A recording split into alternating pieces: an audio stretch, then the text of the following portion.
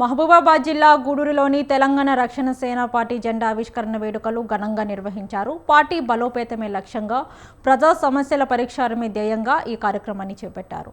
Party ముఖ్య నాయకులు, కార్యకర్తలు భారీ సంఖ్యలో తరలివచ్చి నినాదాల మధ్య పార్టీ జెండాను ఎగురవేశారు. ఇక టీఆర్ఎస్ చీఫ్ కవిత పిలుపు మేరకు మహబూబాబాద్ జిల్లాలో జెండా ఆవిష్కరణ కార్యక్రమాన్ని చేపట్టడం జరుగుతుందని తెలిపారు. అంతకుముందు అధికార పార్టీకి చెందిన ఎమ్మెల్యే అనుచరులు, నాయకులు టీఆర్ఎస్ పార్టీ జెండా గద్దెకు కక్షపూరిత ధ్వంసం చేశారని మండిపడ్డారు.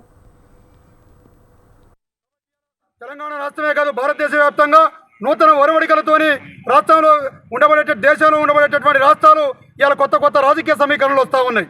రేపు ఖచ్చితంగా కల్వకుంట్ల కవితక్క గారి నాయకత్వంలో ఈ తెలంగాణ రాష్ట్రంలో మూడవ ముఖ్యమంత్రి మహిళ అయ్యేటటువంటి అవకాశం ఉన్నది. కల్వకుంట్ల కవిత గారు ముఖ్యమంత్రి అయ్యేటటువంటి అవకాశం ఉన్నది. రాజకీయ కార్పుణ్యాలకు కాకుండా స్నేహపూర్వక వాతావరణంలో గూడూరు పట్టణం ఉండాలని చెప్పనేటటువంటి ఆలోచనతోని ఇవాళ ఎక్కడైతే వాళ్ళు గద్దెని ధ్వంసం చేసినారో అదే గూడూరు నగరంలో ఇవాళ మండల హెడ్ క్వార్టర్లో టీఆర్ఎస్ పార్టీ గద్దెను ఇప్పుడే పండుగ వాతావరణంలో